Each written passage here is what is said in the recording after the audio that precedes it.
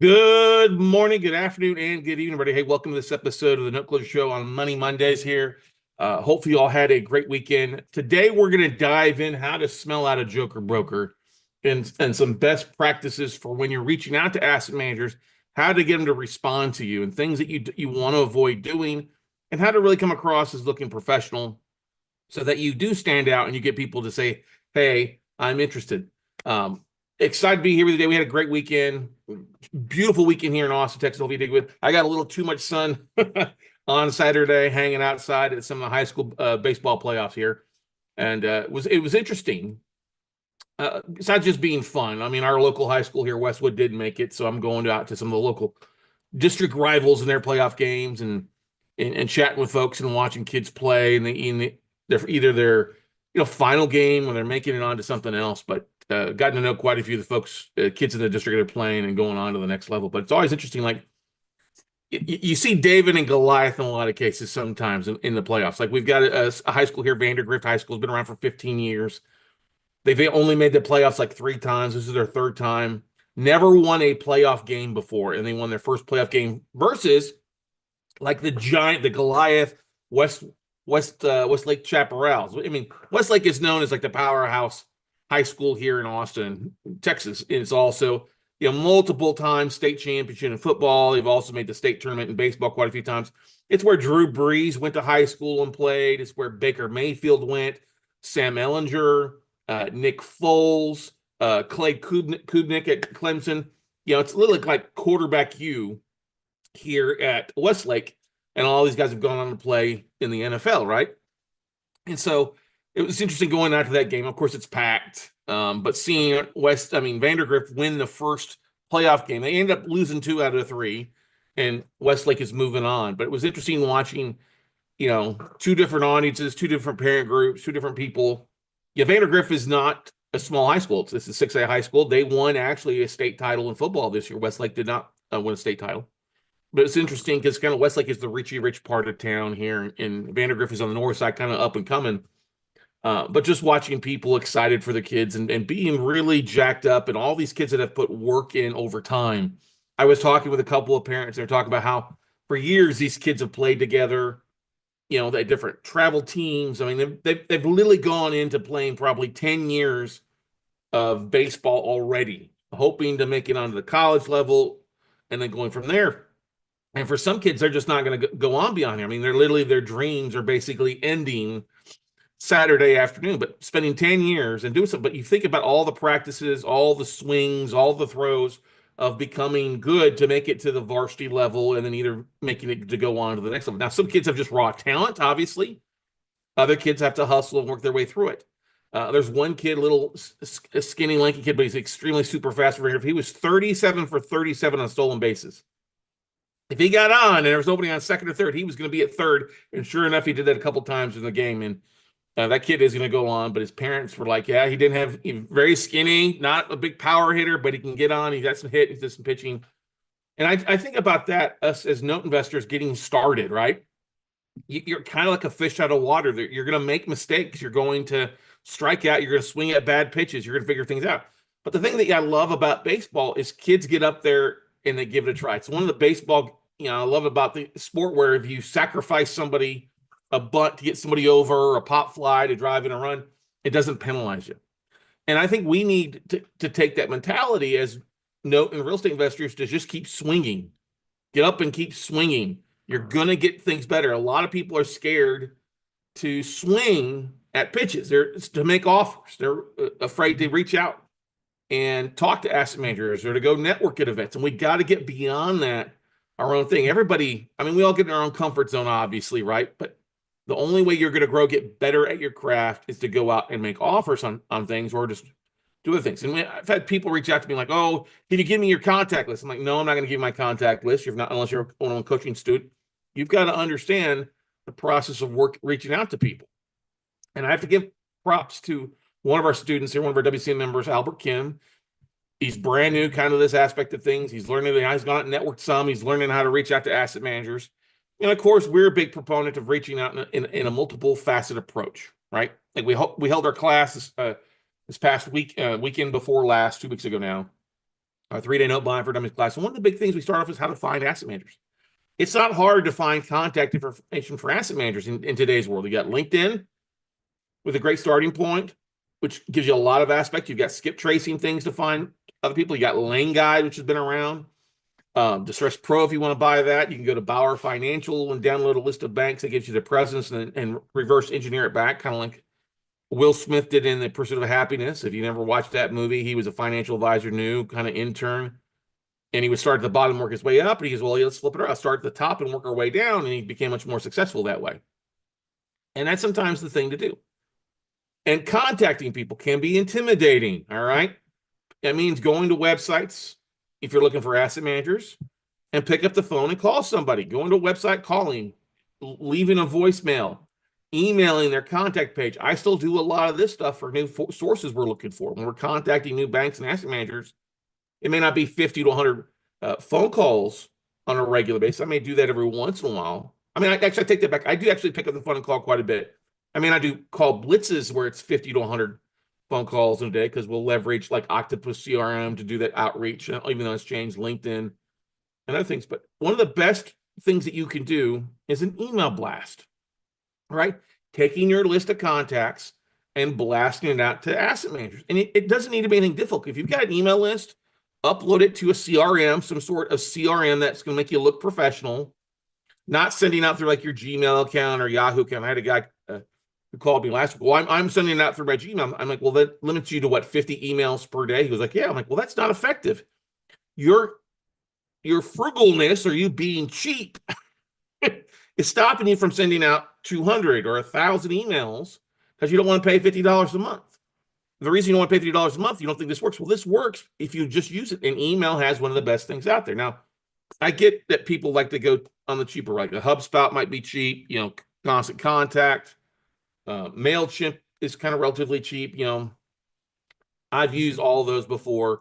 We use Keep, formerly Infusionsoft. It's expensive, but it works in a lot of features there for you. But when you reach out, when you drop an email blast out to asset manager, it's a lot in the follow-up. 80% of sales comes from the 5th follow-up. The first email blast you send out, you might get a 20% open rate. You might get a 10% open rate. But the more you do it, the better you're going to get at your craft and what you say. Now, here's the thing, too. It's important when you're reaching out to asset managers, you're going to get some responses. Part of using a CRM is to see who actually opened your email, right? Every good CRM, when you send out an email blast to a list, it should show you how many people went out, how many were delivered, how many bounced, okay? And then who clicked on links, the first link they clicked on, or when they opened it. So the ones that open it, those are ones that are ideal for you to follow up on LinkedIn and then follow up with a phone call, all right? Or see if they have a LinkedIn profile. If there's no name, then follow up with a phone call if you got a phone number with that contact, or if you don't have a phone number, going to that website and reaching out to somebody there, whether it's a name or person or a department there, the special assets, the secondary marketing, whole loan traders, business development, if it's a servicing company, those kind of things out there. But what's important is making sure that your email looks professional too. Part of using a CRM is hopefully you've gotten a business account and my business email, like Scott at We Close Notes. It's not, that's much more professional than onescottcarson@gmail.com or onescottcarson or scottcarson@yahoo.com. Or God forbid, some of those guys out there still using AOL. Every once in a while, now I get it. You have an email address that's been around forever. You use it. You've used it with business. I get it. But if you're brand new, spend some time. You can get a domain at Google. For cheap. You can go to GoDaddy when you register a domain and get an email account set up with them. That's going to cost a little bit more, but it's worth it because you're going to be doing this long term. It's an investment in your future.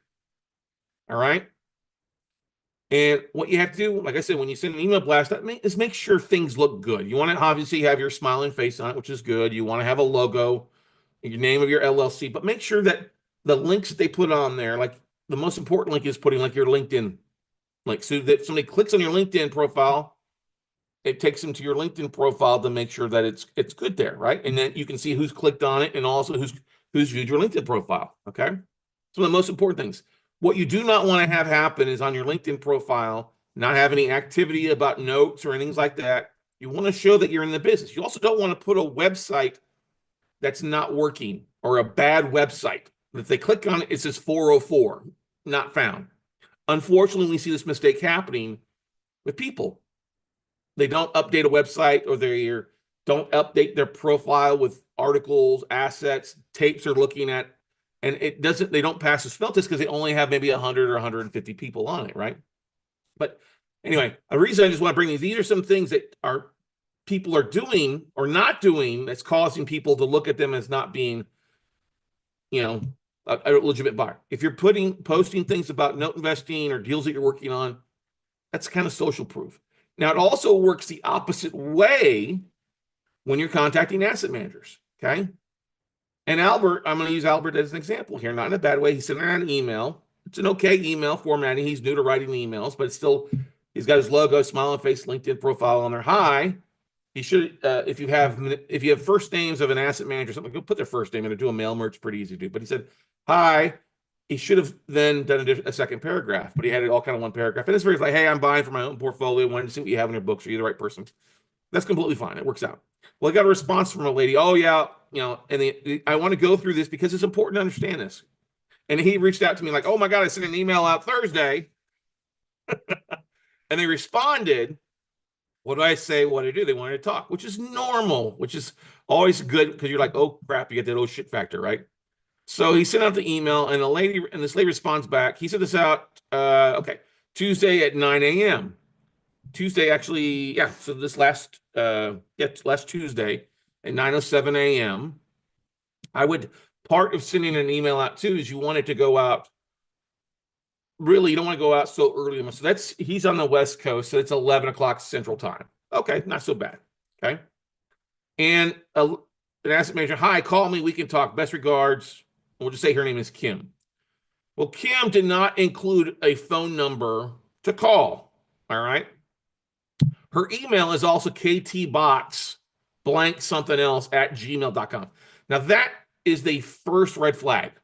Okay. Now, I don't know where Albert got this list from. Maybe he pulled a list of asset managers, maybe pulled a list of people off of LinkedIn. I don't know. And it's okay how he got the list. But that's when I see something like that where it's sending out to a banks, all right, sending out to lenders, asset managers, they come back with a Gmail account and something like that, KT Box. Well, her name is not Kim Box; it's Kim something else.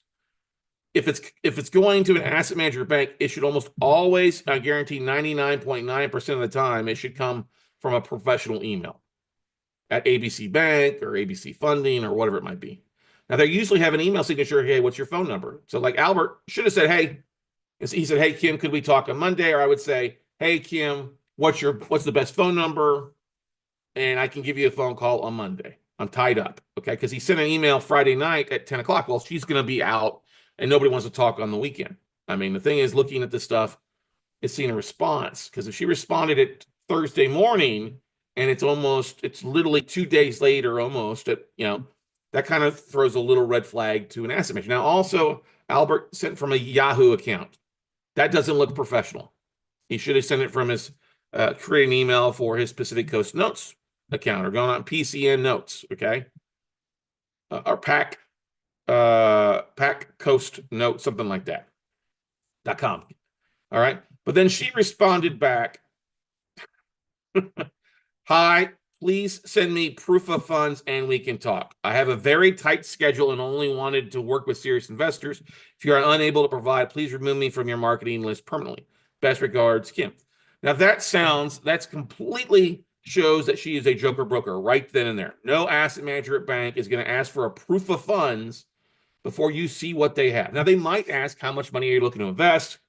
I only deal with, larger portfolios. That would have been a much more accurate response. But to say, please send me proof of funds and we can talk, that is a red flag. And no, that's when I think Albert reached out to me. And I'm like, yeah, I wouldn't respond to that. How I responded to that, and then he just forwarded over to me. It was pretty easy. I said, okay. Hi, hey, Kim. Respectfully, what type of notes would I be proofing up for? Normal procedures to provide proof of funds about submitting a bid. Our group has been buying from banks and hedge funds for our own portfolio. Okay. And she responded, I can't remember exactly what she responded back with, like, well, no, I'm like, well, look, and then there could be two sides. I think she's a joker broker just because she sent from a Gmail account. So if you see somebody sending from a Gmail account, They don't have an email signature where they're at what lender they're with or what bank they're with or a phone number or something. It screams joker broker. Okay, because she just wants a proof of funds. And the reason you never provide a proof of funds on the front end is these people like this will take that proof of funds and go out and try to find lists for themselves. And they'll use your proof of funds letter, your bank statement over to prove up to some bank or seller. Now, like I said, 99.9% of the time, banks are not going to ask for a proof of funds on the front end. They're first going to see if you pass the smell test. Now, Albert could do some things, obviously, to make his thing look good. He has a link to his LinkedIn, which is good. It takes him to the website, but the link he has on his web on LinkedIn to a website shows it's a free website, free HubSpot / and then when you click on the link, it shows to a 404 not found. So he needs to go correct that. So if you do put a link on there, it's a working link. Because if you don't have a working link, it doesn't screen well for you. He also could post some more things. He also needs to add more connections on there and spend a little bit more time updating. You can't get by doing the bare minimum as a number. You really have to, you have to up your game. You have to up your image. What works for wholesalers looking like they could slap spaghetti against the wall is not going to work when you're dealing with asset managers at banks. And it may be those things of why he's not getting any type of response. Now, I also looked at another investor, another student of ours, who's all trying to get with asset managers. He's like, I've been sending it out to asset managers. I've been using Octopus. I'm not getting any response. Well, then I go look at his LinkedIn. It says nothing about note investing. There's nothing on his profile about note investing. His profile's not even complete. I'm like, well, that's why you're not passing the smell test. You want to look professional. And I got to give props to Albert. He changed his photo on there. He put a smile on his face. It's a great photo of him. Looks professional. He changed his logo, put a logo on there so it smells good. I mean, not smell good. It looks good. I'm sure he probably does smell good. But what I'm getting at is not only are you trying to find asset managers, they're also looking at you. Do you look professional? Do you sound professional? Do you pass that smell test? Yeah, so Albert says he pulled this list from the Texas Savings and Mortgage Lending. That's awesome. So you would have sent this to, on the Texas Savings Mortgage Lending list, you would send it to mortgage bankers and servicing companies. I wouldn't send it to the loan officers. There's a lot of RMLO offers on there. There's a big list on there. It's not worth your time. But the mortgage bankers and the servicing companies are good to do with.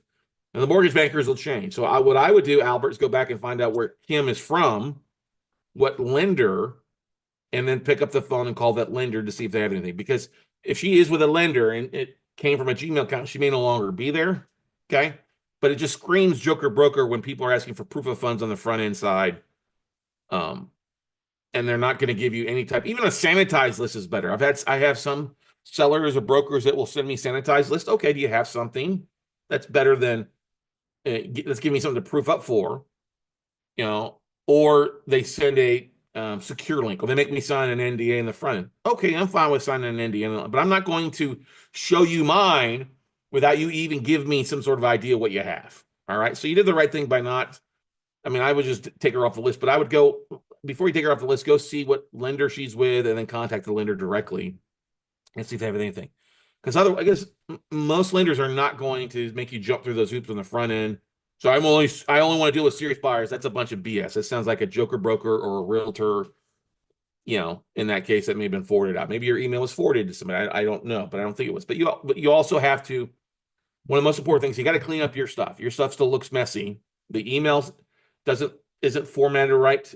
You've got things on there. You got to take a little time and make it look professional. She only has an LLC. Well, if she only has an LLC, what's the LLC name? Is it a lender name, or is it, what's her job title as far as from that list? What's the name of her company? Albert's live with me on here, which is great. Awesome. I love a live coaching session. This is good. She just has an LLC. What is that LLC? Is she on LinkedIn? What is the LLC name? That's another thing. You could do your own research on her by going to LinkedIn and looking for that LLC name and looking for her name. Now, I searched her name on LinkedIn, and I found a bunch of different names, different profiles. I didn't know which one was which because I didn't have an LLC name or where she was located. I just had her first and last name, basically, and then a Gmail account, which just doesn't look professional when you're marketing. So that's the thing. So on a couple of things, Albert, get you a CRM, and go get your professional email, not from a yahoo.com. Go Go pay to get an updated email account. And then also go to your LinkedIn profile, start posting pictures of assets, start posting pictures of articles. You have a lot of access to that stuff, and you just got to take the time to do it. Don't be lazy about this. And then on the link where it gives you your website, update your website, make it a working link or take it down altogether. Okay, tell your website is ready to rock and roll. So check your links, check your profiles, people. But also the best thing I can tell you is you get a response like that, go check and see who these people are. Are they legitimate? Are they posting things? I get a lot of people don't post, but see if the names match up, because people are going to be doing the same thing to you. Does this person look like they're legitimate? Do they have a work background in the banking industry or the lending industry? You know, where's their previous job than what they're at now?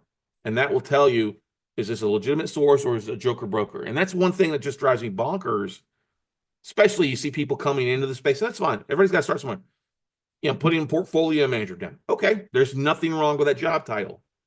But if you're still showing at the same time that you're working for like T-Mobile, or you got 12 things. There's this one guy who's got like 12 different job titles for what he does. I'm like, I don't take him seriously because he's asked for assets from me. We send him tape and I got no responses, no bids back, no feedback. So that's the thing. He said, if somebody sends you a tape, make sure you reach out to that asset manager, say, hey, thank you for the tape. There's not anything on here that I'm really looking for. Here's my buying criteria, right? If you're a note investor and a spa owner and a mobile home investor and a private lender and all that stuff, you could get rid of 5 out of 6 as you say, real estate investor, private lender. You know what I'm saying? So don't make it confusing for people to understand what you do. I mean, it's like going to a local networking club and somebody hands you a business card and there's 14 things on the back of it. What they do, they're a jack of all trades and a master of none. Be a master of one. Hone your skills, hone your craft, and just like those young kids, show up on a regular basis. Practice makes perfect. Practice makes perfect. Yeah, you're going to strike out sometimes, but the best thing I love is if you market, Albert, you've done a great job. You're learning. Now learn from your mistake. Learn from what you didn't do good and what you did could do good, and go change it. Go tweak it. Evolve. Get to be a better hitter, a little bit more patient, a little bit more polished, and get a little better each and every day.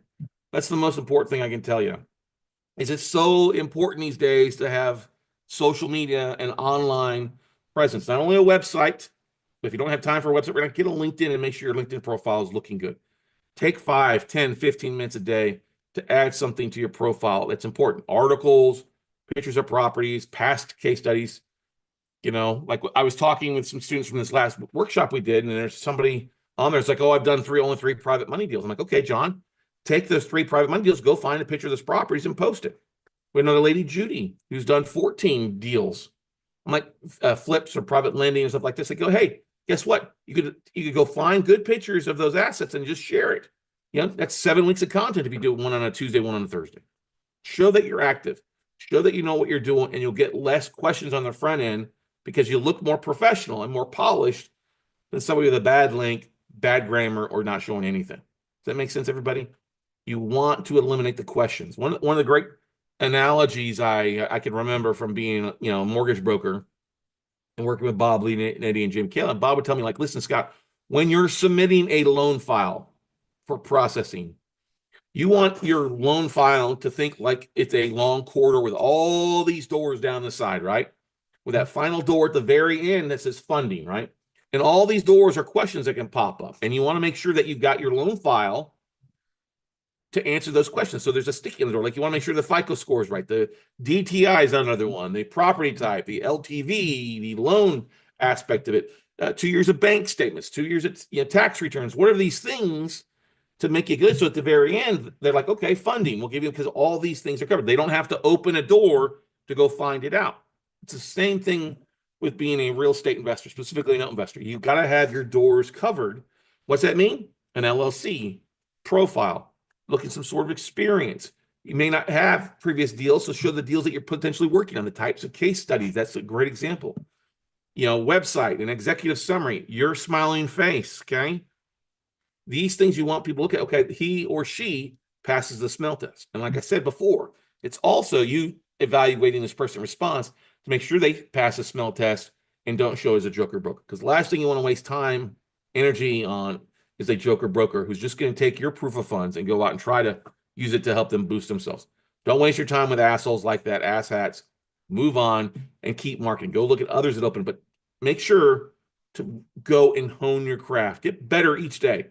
Tweak some things. I know it gets, frustrating, especially if you live in time, but those are some of the most important things because you'll be using your LinkedIn, your email, your executive summary. Some of these things you're going to use on a week in, week out basis. So take the time to improve it so you look better. You pass that smell test, and that way you get more deals being sent to you and more funding as well, because it works both ways. Not only are asset managers going to look at you, note investors and potential private funders are going to look at your profile as well too. And if you look like crap, they're not going to fund with you. All right. So that's what I have for you. Have any other questions, comments, guys? Albert, any questions on there? You've done a great job, buddy. Just keep it up. I know you're learning as you go. Fernando, do you have any questions as well, buddy? I know that we got a couple phone calls booked with people here after my coaching call today. But that's the biggest thing. It is you got to pass a smell test. And I get you may be scared because you've not done this before. You've never had to market yourself. I get it. Go check out what marketing is working. That's one of the things I think that has helped us stand out from the crowd since we started, and have the #1 podcast, have the #1 YouTube channel, have a big database and stuff like that, is that we pass a smell test because we've learned from marketing experts. Like the first guy I learned from, Roland Frazier, a brilliant marketer. Who's the next one? Social media marketing world, FinCon, Katie Brinkley, Stephanie Law Hart are just a few of the folks. My buddy Adam Scheibel, the different podcasting events I go to and conferences and sitting down and talking with other people. What are you doing that's working for you? What are some of the best tips, tricks, strategies that help you, maximize and monetize your time as best you can for you?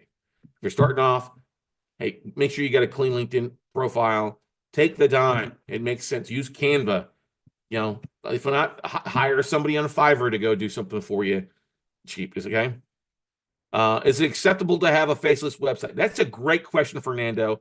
And I say no. I don't think it's acceptable to have a faceless website. You can, but you got to have some sort of about us. Because if people are going to invest with you or sell notes to you or stuff like that, they're going to want to see somebody who they're talking to. Okay. And so put a picture of yourself up there. Okay. It's one of the most important things, identifying with people you're doing. When I see a LinkedIn profile that doesn't have a profile photo, I don't want to deal with it. Okay. Put your website. It's one of the most important things we talk about at Pitch Deck is put your smile and face on there so that people start to identify with you. And Fernando, you got a great smile. Put you and your spouse, you and your family's photo on there. No, I don't want to put my kids. Okay, so don't put your kids on there. Put you and your wife on there, or you and your partners on there. That builds credibility. You have to do that. Okay, I had somebody else, I had an investor from Israel who had a very thick accent, and he's like, "Oh, I don't want to, don't want to put my, I don't want." I said, "You need to put your face on there." He's from Israel. He's Jewish. I'm like, you can believe. Don't be afraid of that. But well, there's a lot of. I get it. There's a lot of hate out there. That's for everybody, right? Okay. I said, but don't be afraid to put your face on it because people want to identify with you. Most of people out there, especially in this business, 99%, 9.9% of people want to work with a face. Okay. They don't care what color your skin is, what religion you are, male, female. They want to work with a person who's more about business than stupid politics or minority social causes. Not minority, I don't mean like black or Mexican or Hispanic, but you're saying these little small tertiary groups that make everything about their thing and not about business. I think we as entrepreneurs, we're too busy to focus on things like that. Yes, you may have family members, that's completely fine. But what I'm trying to get at is let's focus on business. We're professionals. We'll work with people because you're green. If it's green or it goes into my bank account and can fund stuff, let's make it work and we can create some win-win scenarios. That's what I say. I don't care what color you are, who you pray to or who you don't pray to, or who you like to jump in bed with. If you can close deals and you're going to add value, hey, let's work together. Let's make some things happen. So that's my thoughts on today's, guys. Spend some time on it. Like I said, not only are people evaluating you, it's easy for you to try and evaluate that seller to make sure that they're a legitimate buyer. Now, I work with some brokers. They're not joker brokers, legitimate brokers, but they pass a smell test. Okay. So go out there, take some action, everybody. Go out and make some offers. Keep swinging away, swinging away, swinging away, and we'll see you at the top. Bye, everybody.